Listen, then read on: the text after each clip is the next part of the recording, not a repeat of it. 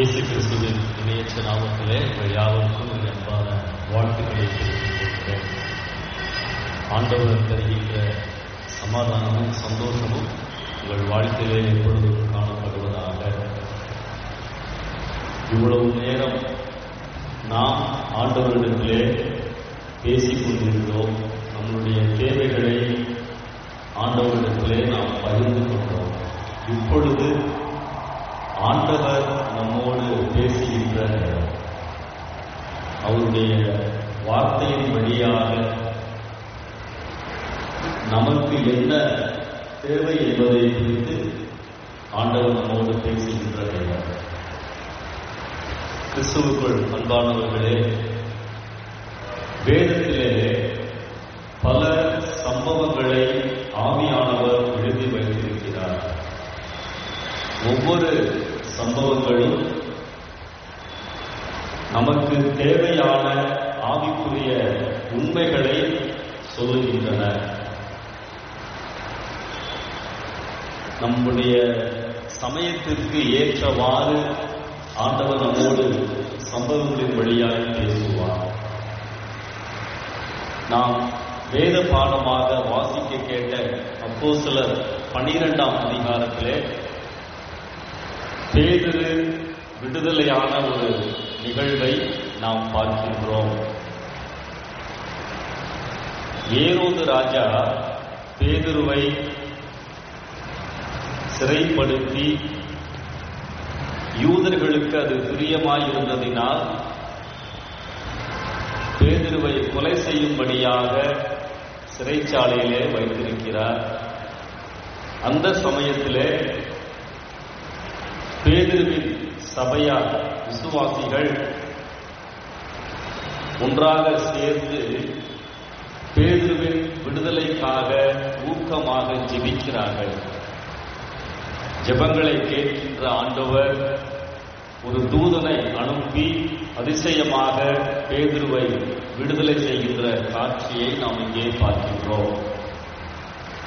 இங்கே குறிப்பிடப்படுகின்ற ஏரோது ராஜா கிறிஸ்து பிறந்த சமயத்தில் யூதேயாவை ஆட்சி செய்த மகா ஏரோதுனுடைய பேரன். மத்தேயு 2ஆம் அதிகாரத்திலே வானசாஸ்திரிகள் ஒரு ஏரோதுவை சந்தித்தார்கள் அல்லவா? அந்த ஏரோதுனுடைய பேரன் தான் அப்போஸ்தலர் 12ஆம் அதிகாரத்திலே வருகின்ற ஏரோது. இந்த சம்பவத்திலே 3 தலைப்புகளை நான் சொல்ல விரும்புகின்றேன்: ஜெபம், ஒப்படைப்பு, விடுதலை. இந்த 3 காரியங்களை இந்த சம்பவத்தின் அடிப்படையிலே நாம் தியானிக்கின்றோம். இந்த அதிகாரத்தினுடைய 5ஆம் வசனத்தை பாருங்கள். அப்பொழுது சபையார் பேதுருவுக்காக தேவனை நோக்கி ஊக்கத்தோடே ஜெபம் பண்ணினார்கள். ஊக்கத்தோடே என்று சொன்னால் ஒரு அரைகுறை மனதோடு அல்ல, உற்சாகமாக, நம்பிக்கையோடு, முழு பலத்தோடு, ஆர்வத்தோடு ஆண்டவரிடத்திலே வந்து ஜெபித்தார்கள் என்று சொல்லி நாம் பார்க்கின்றோம். முதலாவது காரியம், இந்த சம்பவம் எனக்கு என்ன ஆவிக்குரிய உண்மையை சொல்லுகின்றது? கடினமான நேரங்களில் ஜெபிப்பதை நிறுத்தாதீர்கள். அல்லேலூயா. Never stop prayer in the time of crisis. நம்முடைய வாழ்க்கையிலே திடீரென்று ஏதோ ஒரு போராட்டம், பிரச்சனை, தேவை, நெருக்கடி வருகின்ற பொழுது உடனடியாக நான் செய்ய வேண்டிய காரியம் ஜெபம். நான் பார்க்க வேண்டிய நபர் இயேசு. அதைத்தான் நாம் இந்த சம்பவத்திலே முதலாவது அறிந்து கொள்ள வேண்டும். கிறிஸ்தவ வாழ்க்கையிலே ஜெபம் மிகவும் முக்கியமானது. ஜெபம்தான் ஆண்டவரோடு நான் பேசுவதற்கு ஆண்டவர் கொடுத்திருக்கின்ற வழி, திறவுகோல். பர்சனலாக, தனிப்பட்ட முறையிலே நான் ஆண்டவரிடத்திலே என் தேவைகளை சொல்ல வேண்டும். ரோமர் 12:12 ஜெபத்திலே உறுதியாய் தரித்திருங்கள். 1 தெசலோனிக்கேயர் 5:17 இடைவிடாமல் ஜெபம் பண்ணுங்கள் அப்படின்னு என்ன அர்த்தம்? வீட்டில் வேலையெல்லாம் பார்க்க வேணாமா? எப்பொழுதும் ஜெப சிந்தையோடு இருங்கள். மனதளவிலே நான் எந்த வேலை செய்து கொண்டு இருந்தாலும், எந்த நிலைமையிலே எங்கே இருந்தாலும், அந்த தொடர்பு எனக்கும் ஆண்டவருக்கும் அருந்து விடாமல் இருக்க வேண்டும். தூங்குகின்ற நேரத்தை தவிர எல்லா நேரங்களிலும் நானும் இயேசுவும் பேசிக் கொண்டிருக்கிறோம். இருக்கிறோமா? அதான் இடைவிடாமல் ஜெபம் பண்ணுங்கள். புதிதாக படித்து முடித்த 3 போதகர்கள் பிடி படித்து முடிச்சுட்டு வீட்டில் உட்கார்ந்து பேசிக்கிட்டு இருந்தாங்களாம். 3 பேரும் இந்த வசனத்தை குறித்து அவர்கள் டிஸ்கஸ் பண்ணிட்டு இருந்தாங்க. இடைவிடாமல் ஜெபிக்கிறதுன்னு போட்டிருக்கு, இதுக்கு அர்த்தம் என்ன அப்படின்னு சொல்லி பேசிட்டு இருந்தாங்க. ஒவ்வொருத்தரும் ஒவ்வொரு விதமான கருத்துக்களை சொல்லிக் கொண்டிருந்தார்கள். அப்ப இவர்கள் பேசிக் கொண்டிருந்ததை கவனித்துக் கொண்டிருந்த அந்த வீட்டில் வேலை பார்க்கின்ற பெண், அவர்கள் ஒரு விசுவாசி, நன்றாய் ஜெபிக்கிறவர்கள். அவங்க சொன்னாங்களா, என்னையா, கொஞ்சம் வயசானவங்க, அதனால உரிமையா பேசினாங்க. என்னையா நீங்க இந்த வசனத்தை இவ்வளவு நேரம் நீங்க யோசிச்சுட்டு இருக்கீங்களே, நான் அர்த்தம் சொல்றேன். அவங்களுக்கு ஒரே ஆச்சரியம். அப்படின்னா என்னமா சொல்லுங்க? ஒன்றும் இல்லையா, நான் அந்த வீட்டு வேலை செய்கிறேன், பாத்திரம் விளக்கிக்கிட்டு இருக்கும் பொழுது நம்மளுடைய தேசத்திற்காக நான் ஜெபிப்பேன். வீடு கூட்டும் பொழுது ஆண்டவரே என் இதயத்தையும் சுத்தப்படுத்தும் நான் ஜெபம் பண்ணுவேன். வேலை முடிஞ்சு வீட்டுக்கு போகும் பொழுது தேவையில் உள்ள மக்கள், எனக்கு தெரிந்த மக்களுக்காக நான் ஜெபிப்பேன். இதான் இடைவிடாமல் ஜெபம் பண்ணுங்கள் சொல்லி சாதாரணமாக சொன்னாங்க. உண்மைதான் இல்லையா? எப்பொழுதும் ஆண்டவரோடு தொடர்பில் இருக்கின்ற அனுபவம். இடைவிடாமல் ஜெபம் பண்ணுங்கள். ஒரு தேவை வருகின்ற பொழுது, ஒரு நெருக்கடி வருகின்ற பொழுது நான் உடனடியாய் சந்திக்க வேண்டிய நபர் இயேசு. அதைத்தான் இந்த சம்பவம் காண்பிக்கின்றது. யோவான் 2ஆம் அதிகாரத்துல 5ஆம் வசனத்துல திராட்சரசம் குறைவுபட்ட பொழுது மரியாள் என்ன பண்ணாங்க? She turned to Jesus. இயேசுவை நோக்கி. அப்ப இந்த சம்பவம் எனக்கு என்ன பாடம் சொல்லி கொடுக்குது? ஆண்டவரே, திடீர்னு ஒரு பிரச்சனை முளைக்கிறாங்க. ரொம்ப நாளா ஒரு பிரச்சனை என்னை அமுத்திக்கிட்டே இருக்காங்க. பாதிக்கப்படுகிற நான் திரும்ப வேண்டிய நபர் இயேசு. எசேக்கியா ராஜா நல்லா தான் இருந்தார். ராஜா திடீர்னு அவருக்கு என்ன செய்தி வந்துருச்சு? ஊழியக்காரர் மூலமாக. பொதுவாக ஊழியக்காரர் வந்து என்ன நடக்கும்? ஆசீர்வாதம் ஜெபம் பண்ணுவாரு. அதான் எதிர்பார்ப்பு இல்லையா? இங்க நேர்மாறா வந்துருச்சு. இப்ப காரியத்தெல்லாம் ஒழுங்குபடுத்து சாக போற. அவர் அதை எதிர்பார்க்கிறார். சாதாரண ஒரு மனிதன், ரொம்ப ஸ்பிரிச்சுவலான இல்ல. பரலோகத்துக்கு போறானா அப்படின்லாம் அவர் சந்தோஷப்படல. ஐயோ, இந்த வாழ்க்கை நான் எப்படி விடணும்னு சொல்லி அவர் மரணத்தை அறிந்தவுடன் என்ன செய்யறாரு? 2 ராஜாக்கள் 20ஆம் அதிகாரம் முதல் 11 வசனங்கள்ல பாத்தீங்கன்னா அழுது ஜெபிக்கிறார். அப்ப இந்த சம்பவம் எல்லாம் எனக்கு எதை கற்றுக் கொடுக்கின்றது? ஆண்டவரிடத்திலே நான் வர வேண்டும். இந்த மக்கள் தன்னுடைய ஊழியக்காரர், தங்களை வழிநடத்தினவர் சிறையிலே இருக்கிறார். அவரை நாங்கள் எப்படியாவது காப்பாற்றி விட வேண்டும். அதற்கு வழி இயேசு. கூடி ஜெபிக்கிறார்கள்.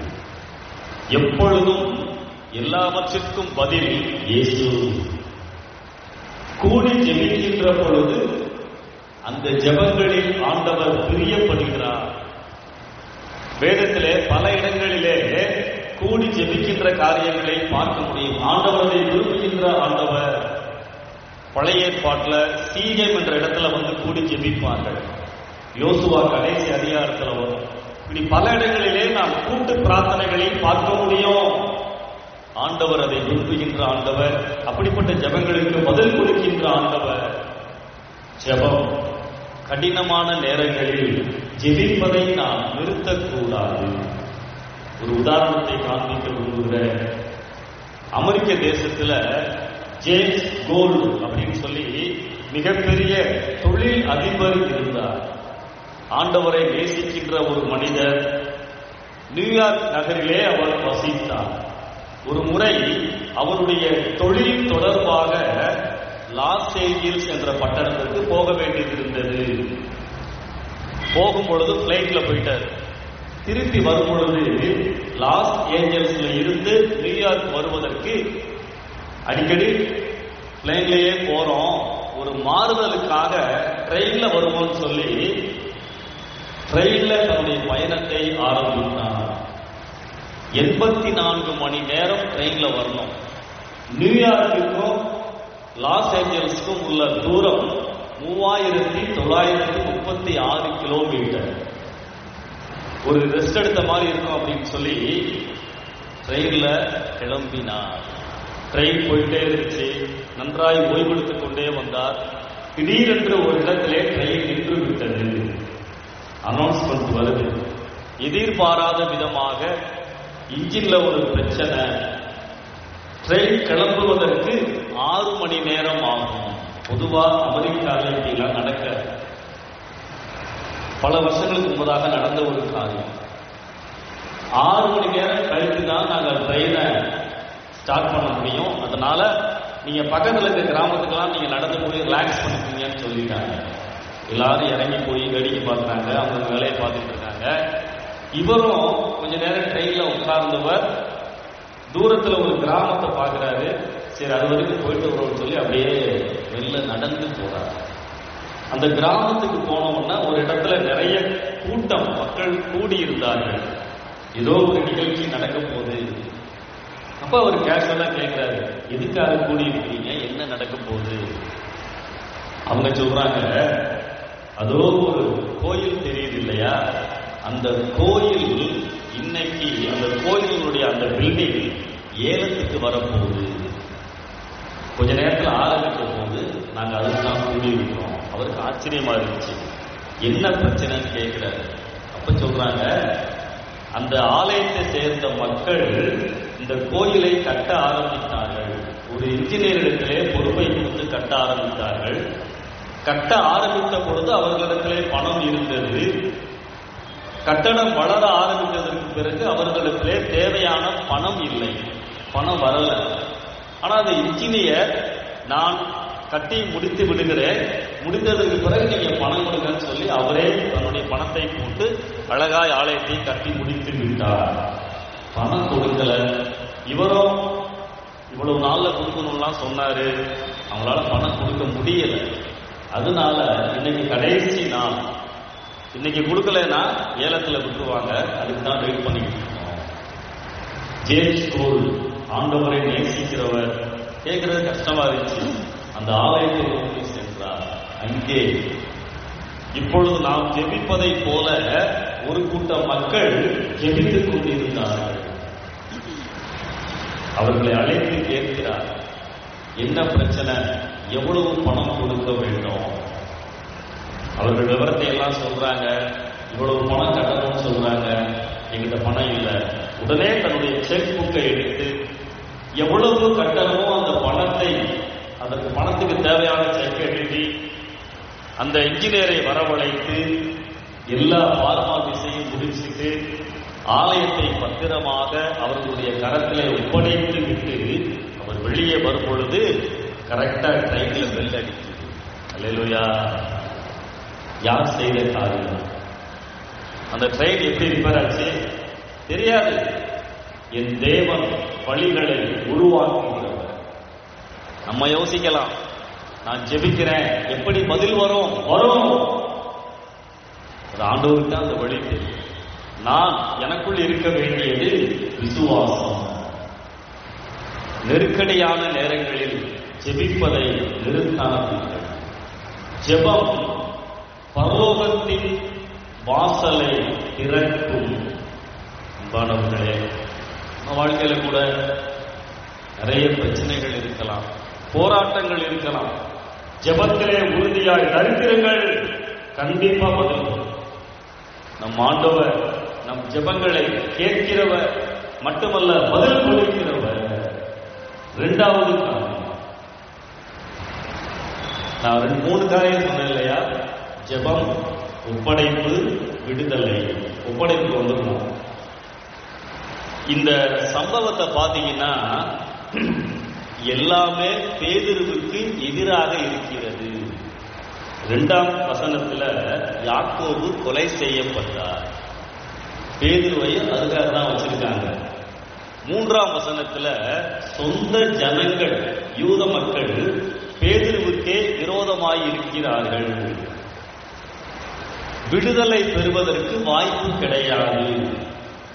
வாய்தாலாம் வாங்க முடியாது, வக்கீல் வைத்தெல்லாம் வாதாட முடியாது.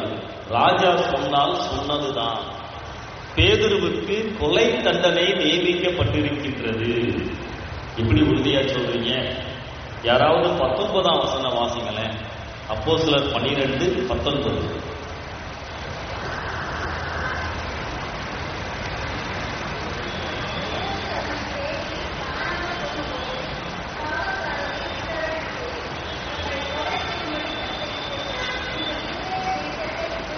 போதுங்க, நன்றி. யார் பேதுருவை காவல் காத்துக் கொண்டிருந்தார்களோ அவர்கள் கொலை செய்யப்படுகிறார்கள். அந்த நாட்களிலே இருந்த சட்டம் என்ன?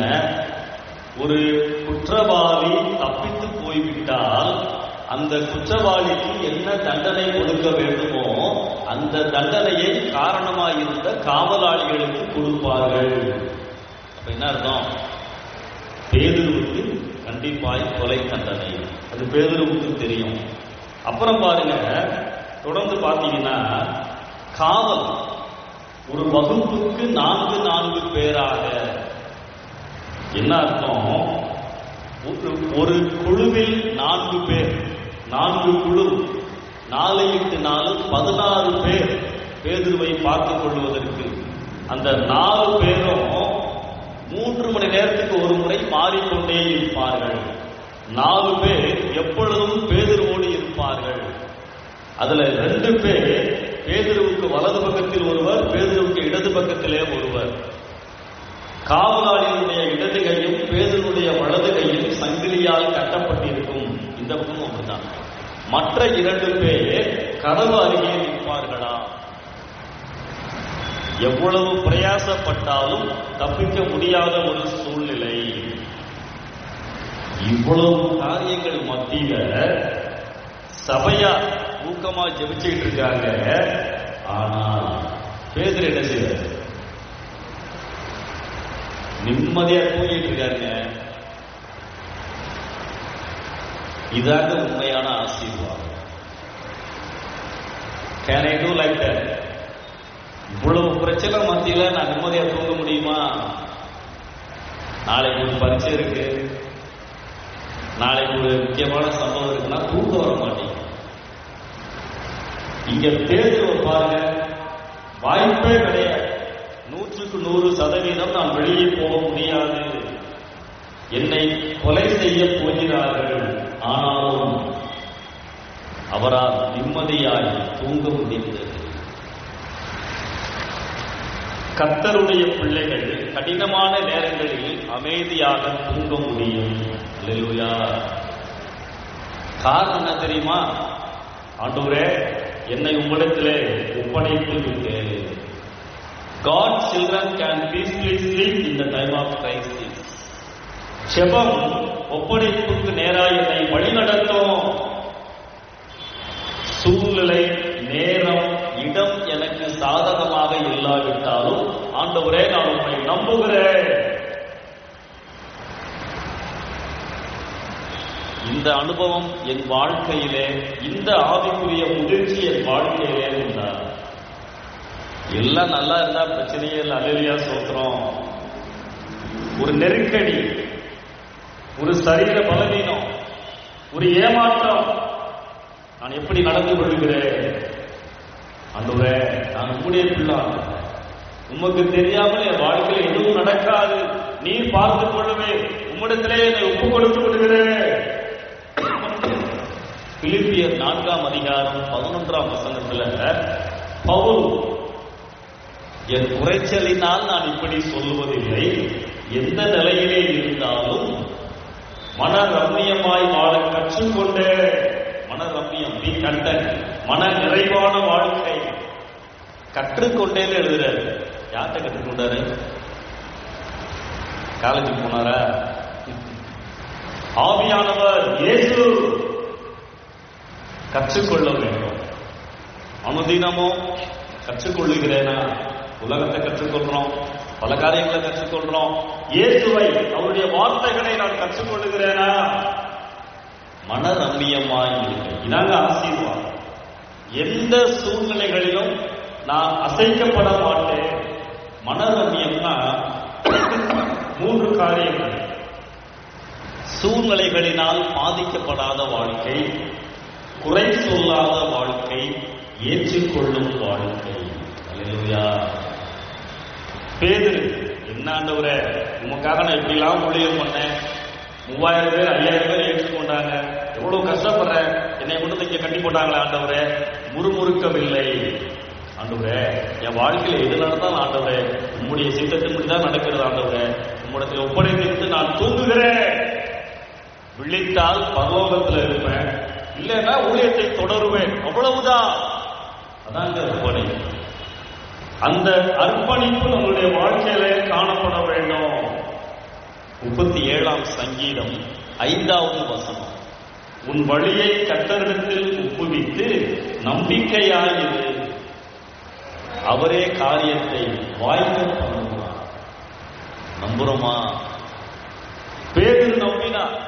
என்ன நடந்தாலும் பரவாயில்ல ஆண்டவரே, நான் நீர் தந்திருக்கின்ற அந்த உள்ளான சமாதானத்தின் மூலமாய் தூங்க முடியும். ஜெபம் என்னை ஒப்படைப்புக்கு நேராக வழி நடக்கும். ஒப்படைப்பு, அர்ப்பணிப்பு அப்படின்னா என்ன? ஆண்டவரே, என்னுடைய வாழ்க்கையில நீர் இல்லாமல் எந்த ஒரு காரியமும் நடைபெறாது. உமக்கு தெரியாமல் எந்த ஒரு காரியத்தையும் நான் செய்ய மாட்டேன். என் வாழ்வின் எல்லா பகுதிகளிலும் நீர் இருக்கிறீர். நீர் என்ன விரும்புகிறீரோ அதைத்தான் நான் செய்கிறேன். அதான் அர்ப்பணிப்பு, அதான் ஒப்படைப்பு. நீர் என்னை வழிநடத்த வேண்டும், நீர் என்னை இயக்க வேண்டும். என் விருப்பங்கள் அல்ல, உம்முடைய விருப்பங்கள் ஆண்டவரே என்னை நடத்த வேண்டும். அதான் அர்ப்பணிப்பு. கர்த்தாவே சொல்லும் அடியே கேட்கிறேன் அப்படிதான் வேதம் காமிக்குது. கர்த்தாவே கேளும் அடியை சொல்கிறேன் அப்படித்தானே நம்ம பண்றோம். வேதம் தெளிவாய் நமக்கு வழிகாட்டுகின்றது. நான் உன்னை சிலுவையிலே மீட்டிருக்கிறேன், நீ எனக்கு சொந்தமானவன். ரட்சிக்கப்பட்டிருக்கோம்னா என்னங்க இருக்கும்? ஆண்டவரே, நான் உமக்கு சொந்தமானவன், அவர் என்னை மீட்டிருக்கிறார். அடிமையாயிருந்து சாத்தானுடைய கரத்திலே இருந்து ஆண்டவர் ரத்தத்தை கொடுத்து என்னை வெளியே கொண்டு வந்திருக்கின்றார். நான் இப்பொழுது அடிமை அல்ல, ஆண்டவருடைய குமாரன், ஆண்டவருக்கு சொந்தமானவன். அதான் அர்ப்பணிப்பு. அப்ப என் வாழ்க்கையில் எல்லா காரியங்களும் ஆண்டவருடைய இசைவின் படிதான் நடைபெறுகிறதா? தெரிந்த ஒரு உதாரணத்தை நான் சொல்கிறேன். ஒரு 100 வருஷத்துக்கு முன்னாடி அமெரிக்கால ஒரு வாலிபன் புதிதா கார் வாங்கி ரோட்ல ஓட்டிட்டு போயிட்டு இருந்தான். ரொம்ப சந்தோஷம், முதல் கார் வாங்கிட்டான். ஆனா திடீர்னு அந்த கார் நின்று விட்டது. இறங்கி போய் இன்ஜின் திறந்து பார்க்கிறான், கண்டுபிடிக்க முடியல. ரொம்ப நேரம் ஆச்சு, எவ்வளவோ முயற்சி பண்றான், கார் ஸ்டார்ட் ஆகல.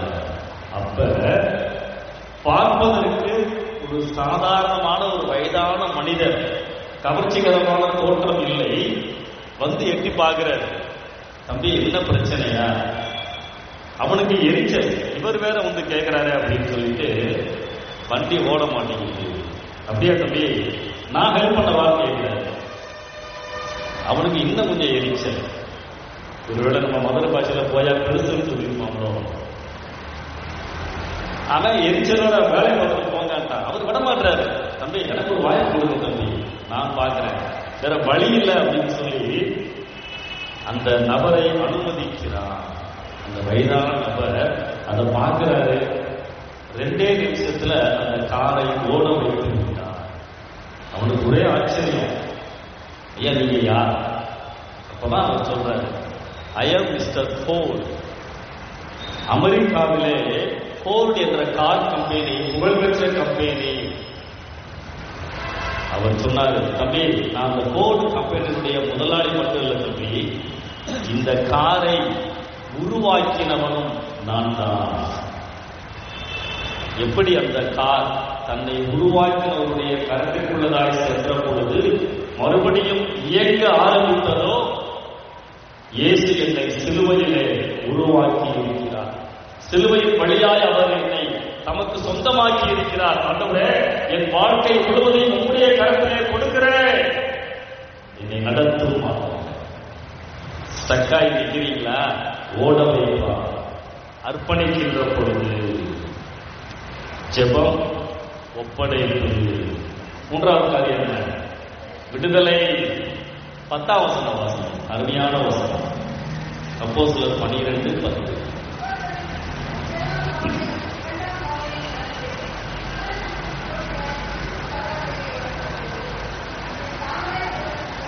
ஆமென். போதுங்க, நன்றி.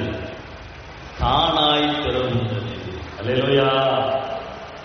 விடுதலை கதவுகள் தானாய் திறக்கும். iron gate opens by itself. அருமையான ஒரு வசனம் இல்லையா? முட்டி மோதல, பேதுரு அவர் பாடு ஒப்படைச்சிட்டு இருக்காரு. ஆண்டவர் செயல்படுவார். யாத்திராகமம் 14:14, நீங்கள் சும்மா இருப்பீர்கள், கர்த்தர் உங்களுக்காக யுத்தம் பண்ணுவார். நம்ம இதெல்லாம் நம்புறது இல்லை இல்லையா? ஒரே ஜெபமா கத்தி கத்தி அர்ப்பணித்து ஆண்டவர்களுக்கு தெரிவித்து விட்டு, ஆண்டவரே உண்மை நான் நம்புகிறேன், காத்திருக்கிறேன், என் வாழ்க்கையின் கதவுகள் தானாய் திறக்கும். யோசுவா 3ஆம் அதிகாரத்துல யோர்தான் பிரிந்தது. 6ஆம் அதிகாரத்துல எரிகோ கோட்டை உடைந்தது. தானியேல் 6ஆம் அதிகாரத்துல சிங்கங்களின் வாயை கட்டி போட்டார். அன்பானவர்களே, வாழ்க்கையில சில தடைகள் இருக்கா? நீங்க முன்னேறுவதற்கு சில பிரச்சனைகள் உண்டா? கதவுகள் தானாய் திறக்கும். அந்த கதவு எப்படி இருக்கும் தெரியுமா? அந்த நாட்களில் இருந்த கதவுகள், நீங்க ஒருவேளை பேங்க்ல அந்த லாக்கர் கதவை பார்த்தீங்கன்னா தெரியும், அதனுடைய அகலம் மட்டும் 1 அடிக்கு மேல இருக்கும். ஒரு ஆள் அதை தள்ள முடியாது. கனமான இரும்பு கதவு தானாய் திறந்தது. அல்லேலூயா. நீங்க யோசிக்கிறீங்களா இந்த பிரச்சனை எப்படி வரும், எப்படி விலகும்? யோசிக்கிறீங்களா? விலகும். ஜெபியுங்கள், அர்ப்பணியுங்கள், கதவுகள் திறக்கப்படும். உங்க வாழ்க்கையில எந்த தடைகள் இருந்தாலும் காத்திருங்கள், கர்த்தர் அதை உடைப்பார்.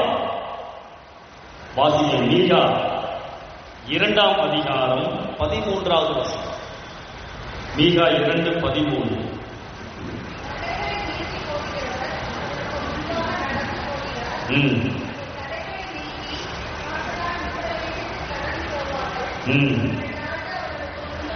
அவன் தடைகளை உடைக்கிறவர் எனக்கு முன்னாடி போறான். ராஜா எனக்கு முன்னாடி போறாரு. இன்னைக்கு எனக்கு முன்னாடி யாரு இருக்கா? உலகமா இயேசுவா? கொஞ்ச நேரம் உலகத்துக்கு முன்னாடி போறோம், கொஞ்ச நேரம் இயேசுக்கு முன்னாடி போறோம். ஞாயிற்றுக்கிழமைலாம் ஏசாமி, திங்கக்கிழமை சனிக்கிழமை வரைக்கும் அது அர்ப்பணிப்பு அல்ல.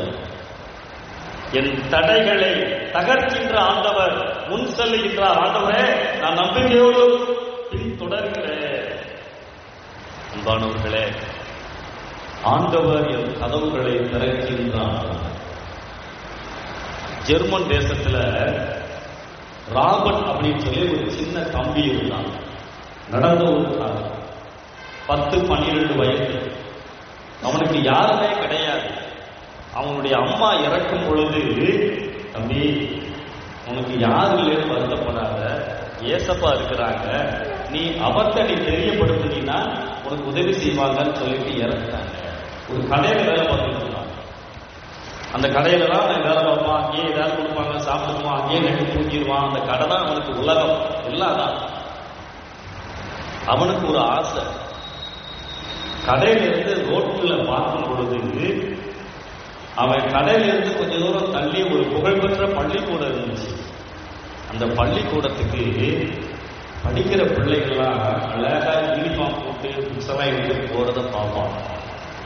உள்ளம் ஏற்கும், சார் நான் பள்ளிக்கூடத்துல படிக்க முடியாதா? அப்ப திடீர்னு அவனுக்கு ஞாபகம் இருந்துச்சு, ஏசாமிகிட்ட தெரியப்படுத்துமோ. அவனுக்கு ஜெபிக்கிறது அந்த மாதிரிலாம் ரொம்ப தெரியாது, ஆனா ஏசாமிகிட்ட சொல்லணுன்ற ஒரு எண்ணம் அவனுக்குள்ள இருந்துச்சு. அவன் என்ன யோசிச்சான்னா, நான் ஏசாமிக்கு கடிதம் போட போறேன். ஒரு பேப்பர் எடுத்தான், எழுத ஆரம்பிச்சான்.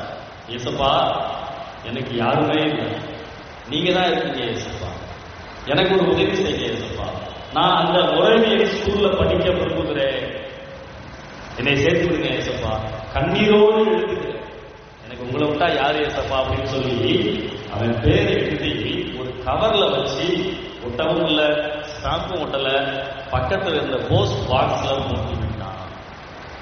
ஏசாமிட்டு சொல்லிட்டேன், அவ்வளவுதான். அடுத்த நாள் அந்த போஸ்ட்மேன் பாக்ஸை திறந்து பார்த்த பொழுது ஒரு வித்தியாசமான ஒரு கடிதம், ஒட்டல, ஸ்டாம்பும் ஒட்டல. அதை எடுத்து பார்க்கிறாரு, ஃப்ரம் அட்ரஸ்ல அதை போட்டிருக்கு, ஏசு போட்டிருக்கு. அவருக்கு ஒரே ஆச்சரியம். அது திறந்து படிக்கிறார். படிச்ச உடனே கண்ணி யாருன்னு கண்டுபிடிச்சிட்டாரு. அவர் என்ன பண்ணார் தெரியுமா? அதே பள்ளிக்கூடத்தினுடைய தலைமை ஆசிரியரிடத்திலே போய் காண்கிறார். அந்த தலைமை ஆசிரியர் மிகவும் கண்டிப்பான ஒரு மனிதர். அந்த கடிதத்தை வாசித்தவுடன் அவர் உள்ளம் உடைகிறது. கடைக்கு ஓடி வருகிறார். தம்பி, நீ எழுதுனதானா? ஆமா சார். கவலைப்படாத, உனக்கு நான் இருக்கிறேன், நீங்க பள்ளிக்கூடத்தில் சேரலாம், ஹாஸ்டல்ல சேரலாம், எல்லா செலவும் சாப்பாடும் நான் ஏற்றுக்கொள்கிறேன். இந்த சூழ்நிலை மட்டும் தம்பி, இந்த பள்ளிக்கூடத்தில் முடிச்ச உடனே கல்லூரி படிப்பு வரைக்கும், நீ வேலைக்கு போகிற வரைக்கும் நீ படிக்கலாம், கதவுகள் திறக்கும். சரித்திரம் சொல்லுகின்றது, ஒரு காலத்துல ஒரு குறிப்பிட்ட தீவிற்கு மிஷனரிகள் போன பொழுது, ஒரு குரூப் ஆஃப் மிஷனரிஸ் போன பொழுது, அந்த கப்பல்ல இந்த வாலிபனும் இருந்தான். அல்லேலூயா. முடியாதுன்னு நினைக்கிறீங்களா? ஜெபம், ஒப்படைப்பு, ஆண்டவர் கதவுகளை திறந்து காண்பிப்பார். இந்த சம்பவம் 3 காரியங்களை எனக்கு உணர்த்துகின்றது. கடினமான நேரங்களில் ஜெபிப்பதை நிறுத்தாதீர்கள். கர்த்தருடைய பிள்ளைகள் கடினமான நேரங்களில் அமைதியாய் தூங்க முடியும். கதவுகள் தானாய் திறக்கும். பேதுரு சிறைச்சாலையிலிருந்து வெளியே வர்றாரு. ஒருவேளை உங்க வாழ்க்கையில சில சிறைச்சாலைகள் இருக்கலாம். சில காரியங்களிலே நீங்கள் அடிமையாக இருக்கலாம், பலவீனப்பட்டு போயிருக்கலாம். பேதுருவை வெளியே கொண்டு வந்த ஆண்டவர் உங்களை கண்களை மூடினார்.